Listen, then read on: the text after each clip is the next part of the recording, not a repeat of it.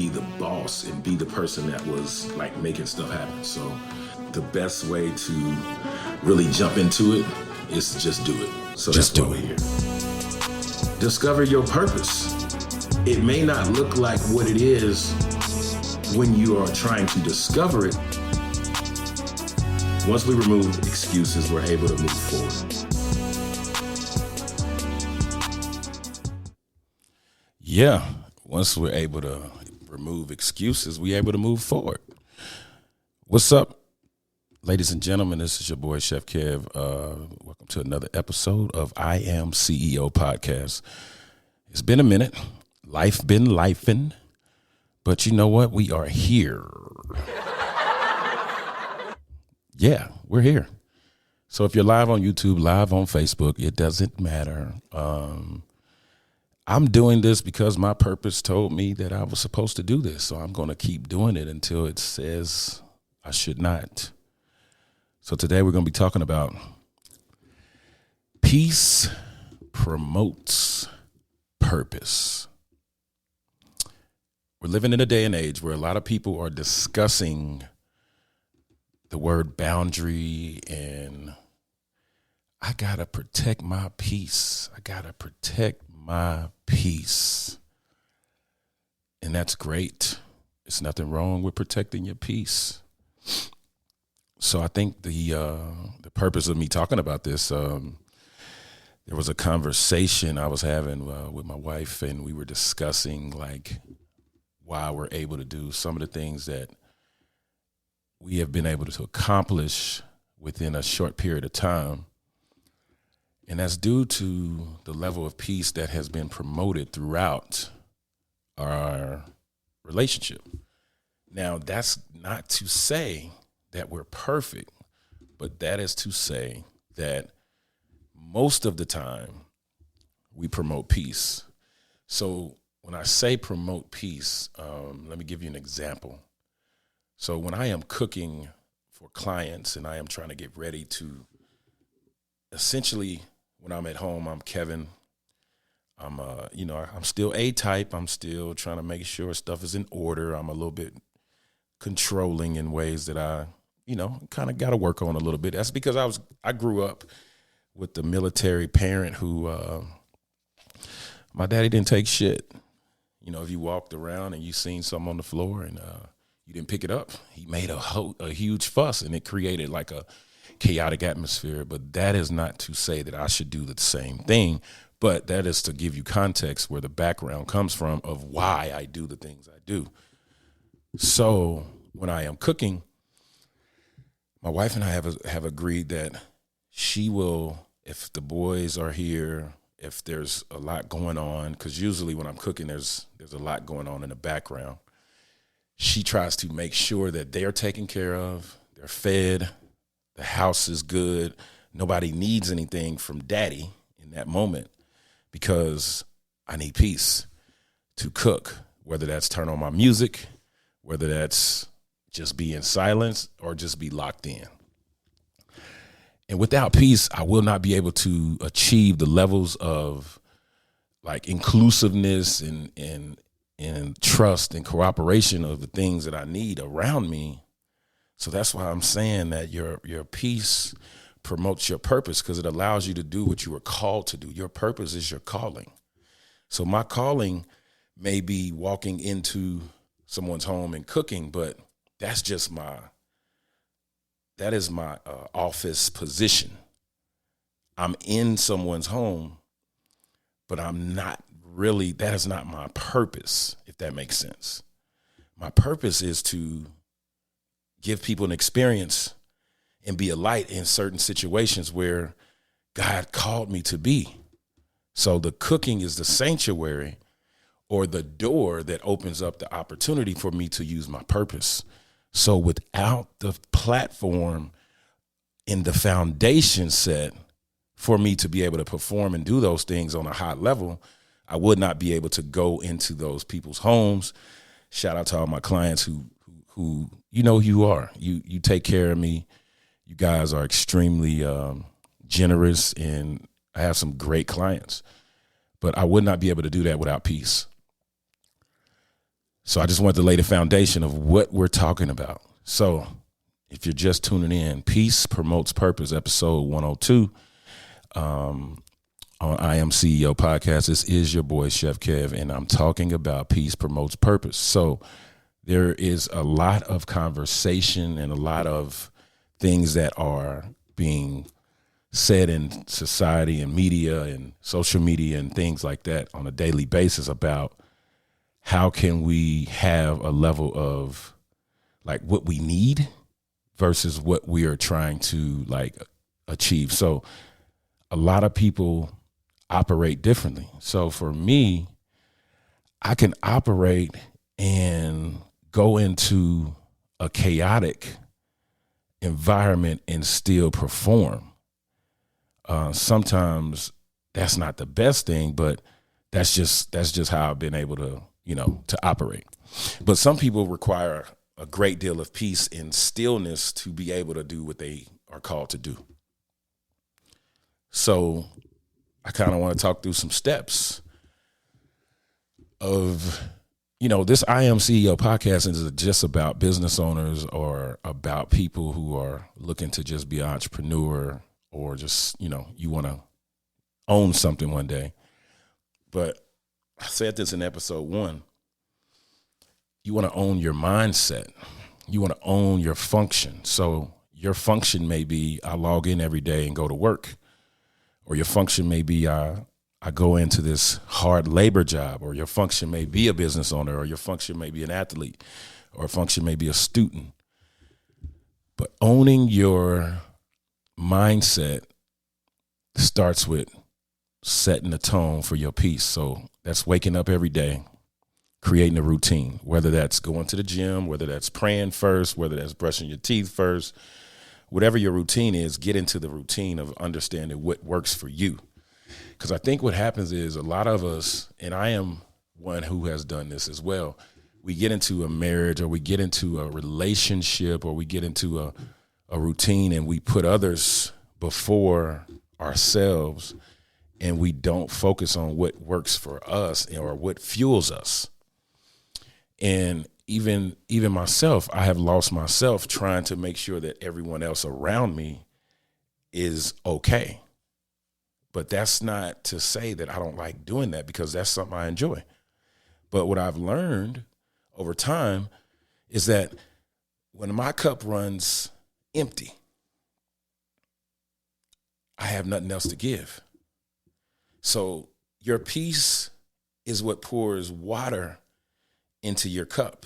So if your cup is your mental, your physical, your ability to just regulate your emotions, or your ability to just have something for yourself, whatever that is, we have to establish what that is, and we can't rely on others to do it for us.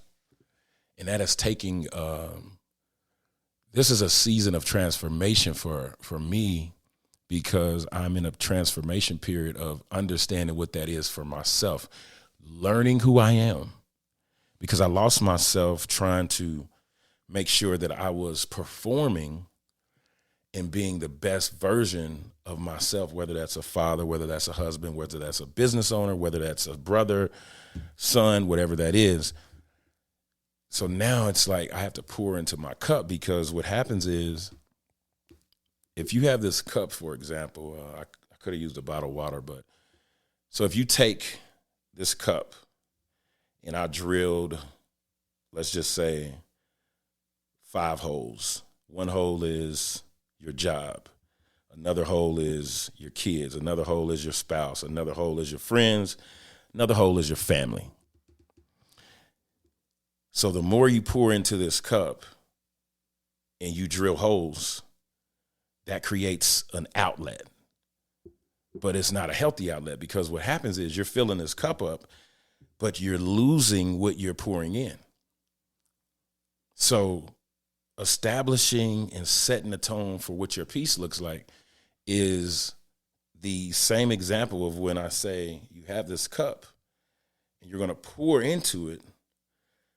Don't drill 5 holes at one time, because you cannot sustain this cup and drink from it if this cup is literally leaking as you're pouring into it?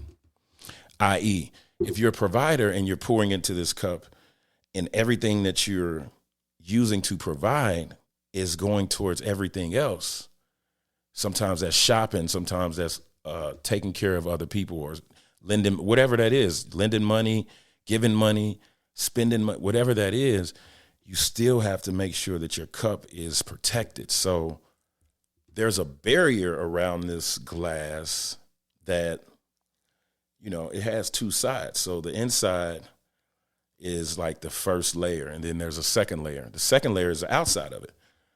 So if you drill a hole and you go through both sides, there's nothing for you to use to protect your piece. So I said that example is a long-winded example, but I said that to say that sometimes we have to find not holes, but things that can cover up. Because I'm a giver, so I'm the type of person that I don't recognize that my cup is empty until I don't have nothing to drink. I.e., I might have been working or I might have been doing a lot of things all week. Then come Sunday, I'm drained because I have nothing to refuel me. And if we all know about hydration is important. We have to drink a certain amount of water each day to be able to go forward. You know, you don't need food, but you need water. So your piece is just as important as water. If you don't have it to give or for yourself, then you're empty and you're in a deficit. So let's talk about operating in a deficit. So when you're operating in a deficit, you're operating on just enough or nothing.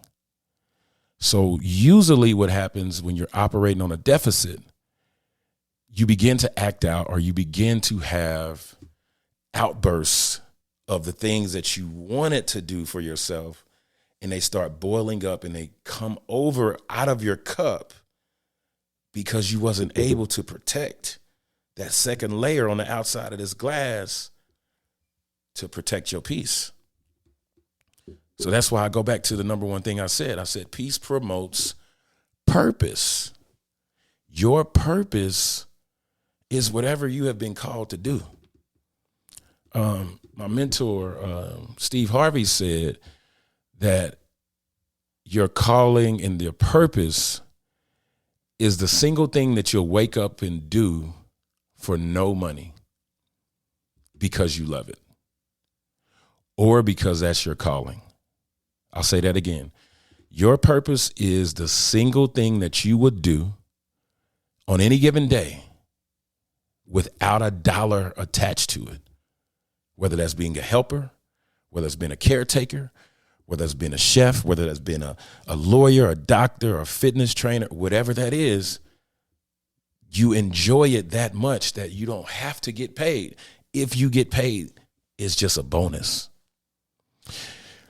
So let me do a quick check. If you just tuned in, this will not be a long episode, but if you just tuned in, we're talking about peace promotes purpose. And in talking about peace promotes purpose, we're dealing with how to protect what you have so you can be able to operate in what your purpose is. We all have a calling. That's what I love about God's will and God's grace and God's mercy. God gave every single person a calling. Your calling may be, I walk into rooms and I give life to things. That's my calling. So I have birthing power. That was prophesied to me years ago. Shout out to Pastor Jathan Austin, who put that seed into me, who was obedient and told me, he's like, you have birthing power, which means I walk into a room and some things may not have life, but because I am operating in my purpose, I'm not getting paid for it. But there's literally times where I walk into a room and I am cooking, I'm behind the counter, my clients are there, and God will drop a word into my spirit in that moment while I'm working. I always ask first to the clients, I say, hey, is it okay if I be obedient? Because I don't know what your spiritual background is, but I want to be conscious of what that could be. Is it okay if I pray, or is it okay if I give you something that God told me? And there was a particular client one day who hired me to come in and cook for her mom's 65th birthday. And I was just under the impression that her mom was dealing with something that was, like a simple sickness or something that was, difficult for the family to deal with. Everybody was gathering around her and they were just calling and people were just pouring into her and she was emotional. And I began to start cooking, and then God said, give her a word that you went through this and that this doesn't have to be the end. So I began to start speaking and prophesied and saying, in this moment, you may be struggling with something. I don't know what it is. Come to find out, it was stage 4 cancer. I had just gone through a season where I lost my mom last year, April 30th, rest in peace, mama, to stage 4 cancer.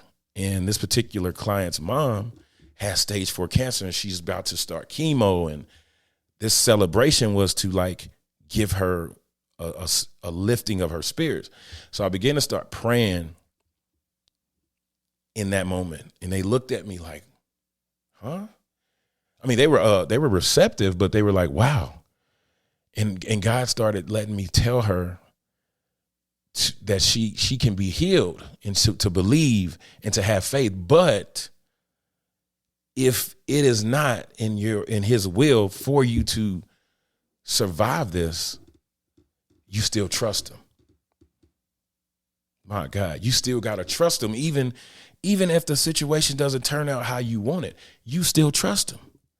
And I think that's one of the things that I believe when you have peace, even though things may not go the way you want it, you still trust God because you know that he is the peacemaker. He gives us healing. He gives us provision. He's Jehovah Rapha. He's Jehovah Nisi. He's Jehovah El Shaddai. Jehovah Shalom.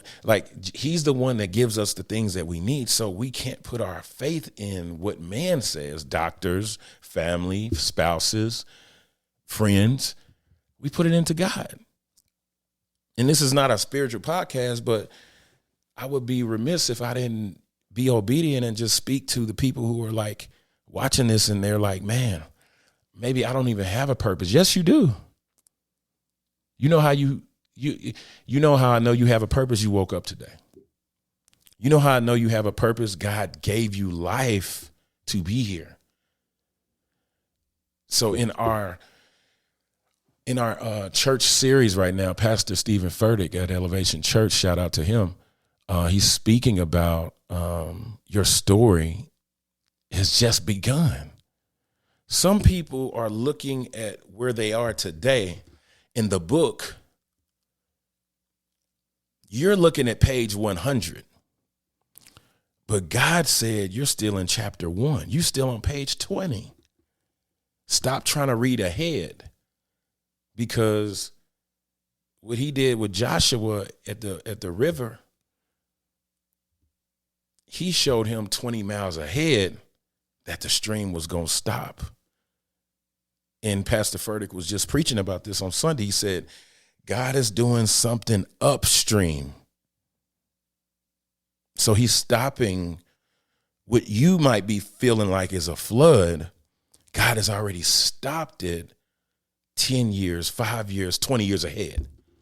So stop trying to live 20 years ahead of yourself and live in the moment. Look at your story today and say, where am I at? Maybe your story is, God has me in a position where I don't even know what the definition of peace is. I don't even know what the definition of having peace. Is that not crazy that so many people are living in a world where they don't even know what the definition of peace is for them? So I'll talk about the global version or the global definition. Peace is one of those terms that is frequently used, but elusive to define. We tend to approach it through binary thinking. You either have it or you don't. But the understanding of peace as the absence of conflict or otherwise known as negative peace is not wrong and can be useful. 60% of people worldwide are at least somewhat worried about sustaining serious harm from like a violent crime because they have a negative conception about peace. Nobody has achieved the highest level of peace yet. Nobody. Because we have to take ourselves out of the equation and look at how God writes the Bible. You're not in the New Testament yet. So you're not matured enough to be able to articulate where you are. God may have you in the book of Genesis or in the book of Joshua or in the book of Leviticus or whatever that in the Old Testament. So you got to operate as if we have to stop operating in the mindset that we're in the New Testament living and God has our story in the Old Testament reality. Stop thinking you're living in a New Testament when God says you're still in the reality of the Old Testament. Not theoretically or literally, because we are forgiven, our sins have been, God died for our sins. I'm not saying we're living in the old times. I'm just saying, as an example or as an analogy, look at the book like you're in the beginning. Like in Genesis 1:1, God created the heaven and earth and everything in it is made new. I believe that we're in a season right now where God is trying to recreate what the beginning was. That's why we see so many generations, like our baby boomers are passing away. And now our, if you're in the age of between like 65 to like 75, they're starting to like have issues. And because I believe that God is trying to reset this world so he can come back and make it new. So when we get caught up on what we're not doing today, I'm telling you right now, that is just detrimental to where you're going. Focus on, I'm in chapter 1. I'm in chapter 2. I talked about this in episode 1. There's 4 quarters in life.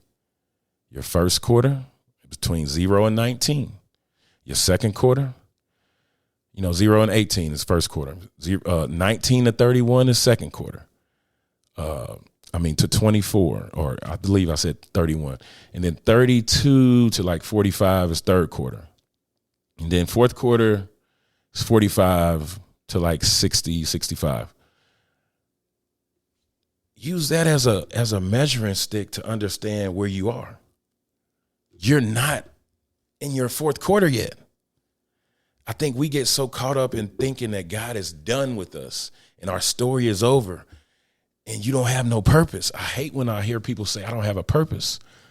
I have even said, like, just full transparency in a testimony. These past 6 months, I've gone through a great deal of depression and a great deal of just self-pity and a great deal of just self-doubt because I didn't know where God wanted my story to look like after losing my mother. It's a darkness that you can never explain until you know someone that goes through it. So if you're just joining in, once again, we're talking about peace promotes purpose. I kind of went down a rabbit hole, but I believe I'm in the right vein. If I'm in the right vein, go ahead and say something in the chat. If you're logged in from YouTube, if you're logged in from Facebook, I want to know. I want to know that you are here and, put a comment in there, say something. But I believe that we are truly in a place of we're not even fulfilling our full purpose yet. We're still in the midst of it. If you're a person that believes that, okay, let me give you an example. If you're working a job right now,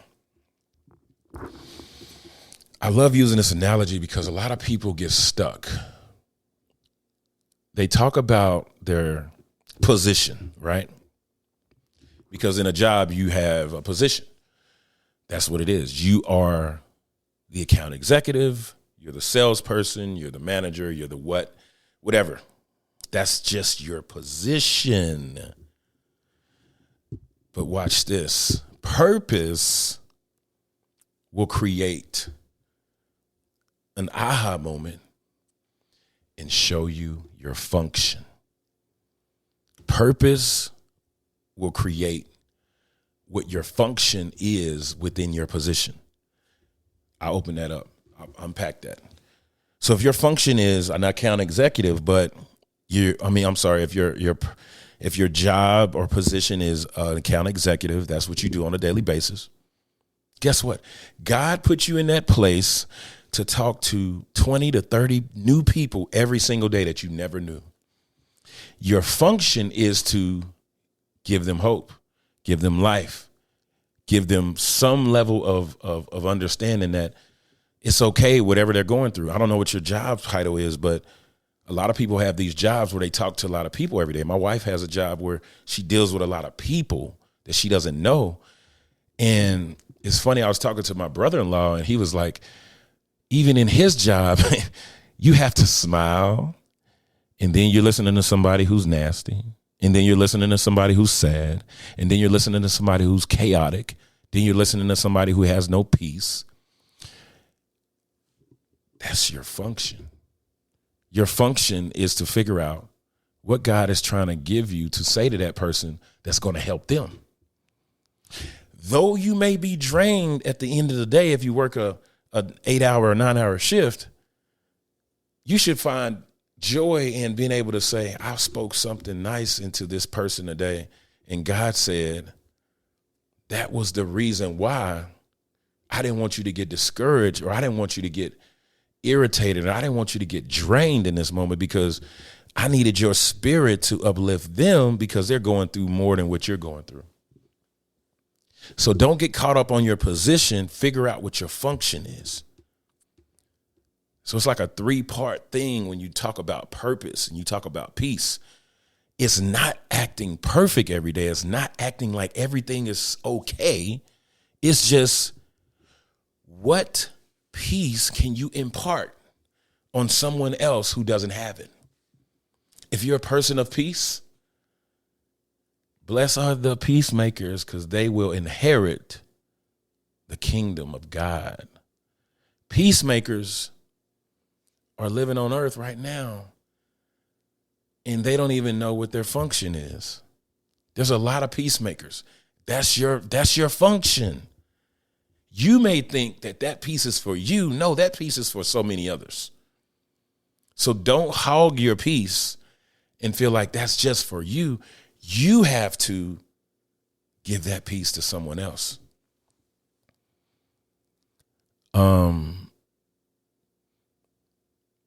Yeah, just to recap, man. Look, we talked about peace promotes purpose. And as I told you in the beginning of this podcast, I did not want you guys to think that IAM CEO means that all we talk about is just business owners. I'm talking about mindset. I'm talking about shifting our culture, shifting what we look at as impossible to be possible. Because IAM CEO, if you take a look at what the purpose of why I called it IAM CEO, is because I want everyone to take accountability or account of who they are within themselves. You are a CEO of yourself, because your purpose is going to bless someone. It's going to allow you to have salvation. It's going to allow you to operate in something that's fulfilling. And eventually, you get a chance to go to the high place and really operate in your purpose. That's really what we are doing all this for at the end of the day. We're just trying to get to the place where God is pleased. Nobody is perfect. Nobody's going to get it right all the time. Nobody's going to be able to constantly find a way to just do it right. Nobody. So if you think that you have to do it right, you're sadly mistaken. You do not have to get it right. Be okay. Be okay with knowing that your purpose is right where you are. Have a peace of mind of understanding that, yeah, okay, you know what? I may not be in the position I want to be in because I'm at this job or I'm at this place. But guess what? Gotta plug my laptop back up. Sorry about that. You may think that you're stuck in this position at work because no, let me say this. It's funny that people pray for the job when they don't have it. And a lot of us do this. I do it for clients. I do it for business. I do it for money. I'll pray for the thing that God is supposed to give me. You're right. Like, God is supposed to give me this. So I'll be praying for that thing and be like, God, give me all this. And then he does it. And then it's like, oh, you forgot about that next level. That next level is responsibility. Because with all that comes a lot of responsibility. That's why a lot of people are okay with just doing just enough, because they don't want the responsibility. Like, a lot of people say they want to be a millionaire, but you don't know what it takes to be a millionaire on a daily basis, because that function has a lot of responsibility. A lot of responsibility. And being in a place where you have all of that money and all of the things that you need and all the things that you want, it comes with a lot of responsibility. You can't get past that. You got to really understand, like, the calling that comes with being a millionaire or being a person that has more than enough. Because there's people you're supposed to bless. There's things that you're supposed to do that you may not want to do because you're like, wow, I don't want to do that. But guess what? That's the calling, though. That's the calling. So I'm trying to look at some comments to see if I have anybody that would like to say anything or any questions I can answer. I don't see a lot of people right now. I'll share this later either way to let you guys know. But if you're just tuning in, we'll be wrapping up here shortly. Peace promotes purpose. You have to go back and listen and watch everything that I said in terms of. So I want to say this because I think we get this misconceived. So we have to be in a posture to receive the level of peace so we can operate in our purpose.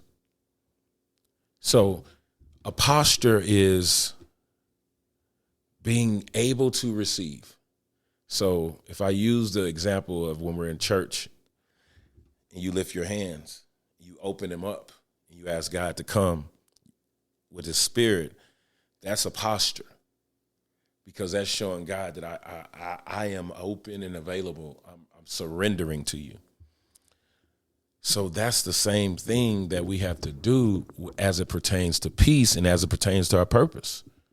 We have to get into a posture to be able to receive it. A lot of people want peace. A lot of people pray for peace. And you don't even know what you're asking for because that prayer is so loaded. Peace requires a lot of responsibility. And we have to get into a position where we know what our function is and what our purpose is. If you have no purpose in your mind because you haven't prayed or because you haven't realized what that is, God is, I'm not going to say, because I can't speak to who he is and what he does, but I would go to say that I don't believe that God gives people with no vision or purpose mentally a lot of peace, because you wouldn't know what to do with it. It's too quiet. I believe God gives the people with peace because they understand what their vision and what their goal is. It's not that you can't achieve it. You just have to pray for it. Because you can have all this peace and stillness, but you're not doing nothing with it because you don't even know how to bless someone else with the peace. So just be careful what we ask for, and just know that we have to operate in a sense of just openness, understanding, and just allowing God to give us like a true direction, not perfection. Ask God for direction, not perfection. God cannot bless and or multiply perfection because he is the perfect God.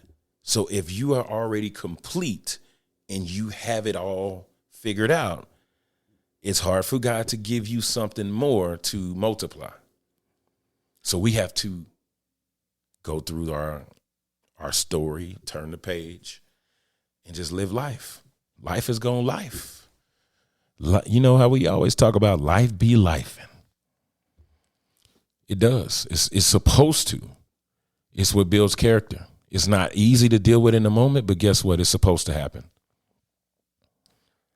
So I'm going to wrap up and just say, one of my takeaways from this episode is just, let's be more intentional about creating a space on a daily basis that we can have for ourselves individually, outside of your spouse, outside of other people that you can build off of. Because what happens is when we put our trust in everything else but God, it takes away from what he can bless. I'm not saying he can't bless your marriage if you are invested in that. I'm saying in order for your marriage to be flourishing, or in order for your relationship, or in order for your individuality to be blessed, God wants you to invest that same energy into yourself. So a lot of people get this mixed up. Having peace and protecting your peace does not mean cutting everybody off. That is not of God. That is not of what he has called us to do. You have to understand the difference between creating and protecting your peace versus cutting everyone off. It's having a discernment and understanding of who should be in your circle or who should be attached to your peace. Because if you understand what that looks like, you don't have to cut everyone off because you protect your peace. Because you have the understanding from, this is what God gave me. This is what I'm supposed to do. And he'll order your steps and he'll give you the right things to do to be able to walk that journey without feeling like you have to cut everyone off. And honestly, that's my takeaway, man. I just want everybody to, and I'm talking to myself, this podcast is for me just as much as it's for you. And I just want everybody to take away that, you know what, your journey does not have to end with, I don't have peace and I don't know how to do this and I don't know. Yes, you do. Yes, you do. You got it. You got this. You got this. Protect your peace. Your peace will give you your purpose. Your purpose will open up your function so you can operate in it to your fullness. I'll see y'all on episode 3. This your boy, Chef Kev. I'm out. Appreciate everybody who listened. If you logged in, if you didn't log in, guess what? I'm operating in my purpose. Love y'all. Peace out. I always had this urge to want to just be the boss and be the person that was like making stuff happen. So the best way to really jump into it is to just do it. So that's why we're here. Discover your purpose. It may not look like what it is when you are trying to discover it. Once we remove excuses, we're able to move forward.